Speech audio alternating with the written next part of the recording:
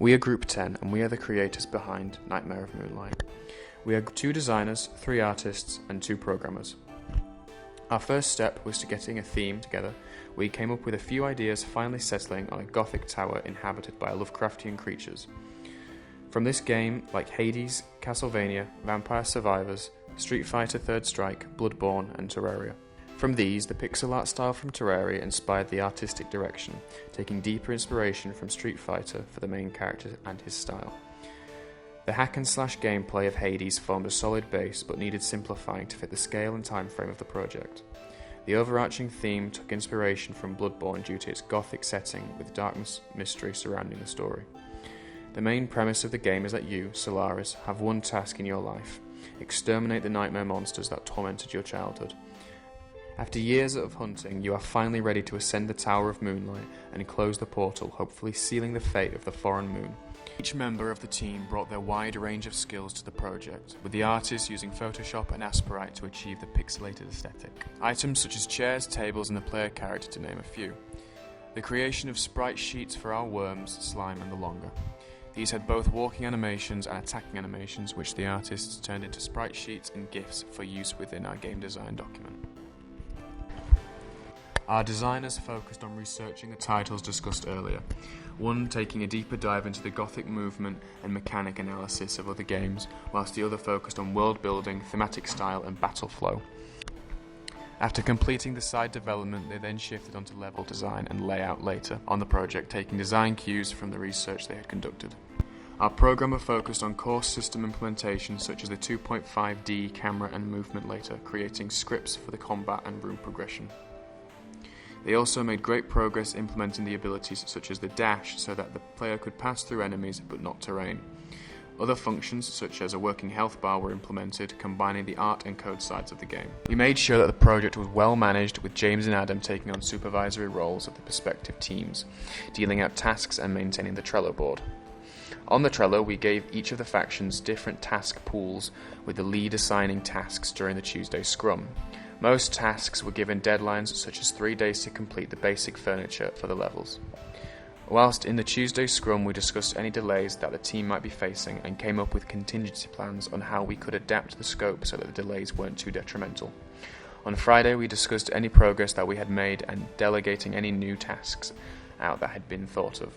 This was mainly art assets due to designers coming up with more substantial room themes. During this project, Adam worked with the other artists to organise which artists were creating what from week to week.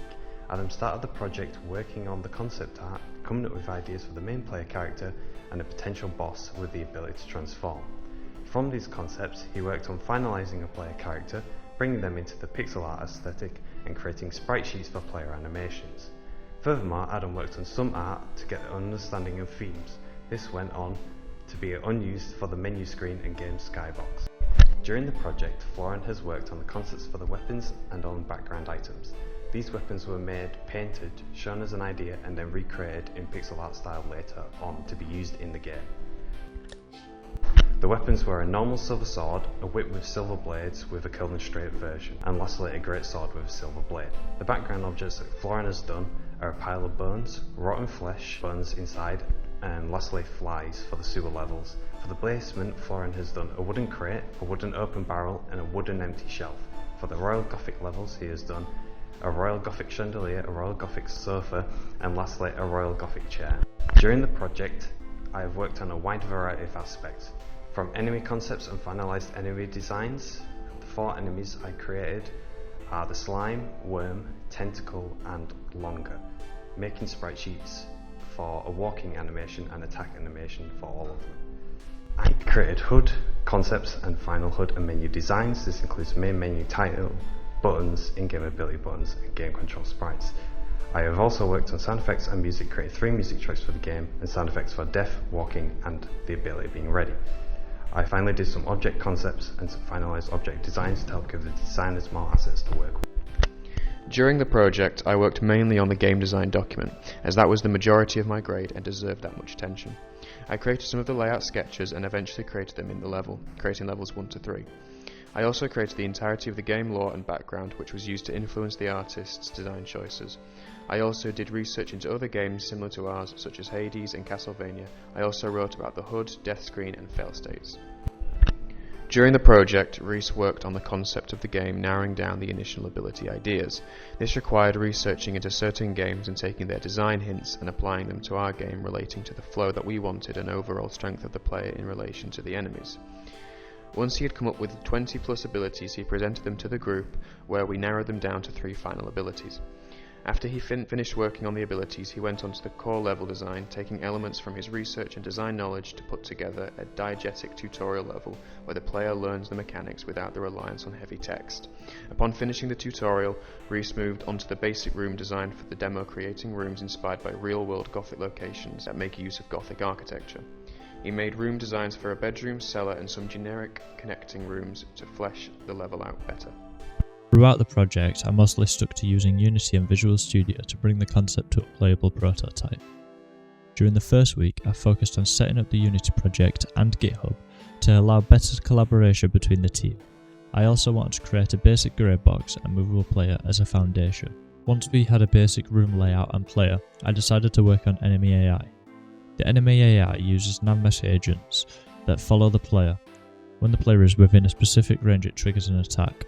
For pathfinding purposes, navmesh obstacles were placed on sprites and assets in the scene that shouldn't be walked through.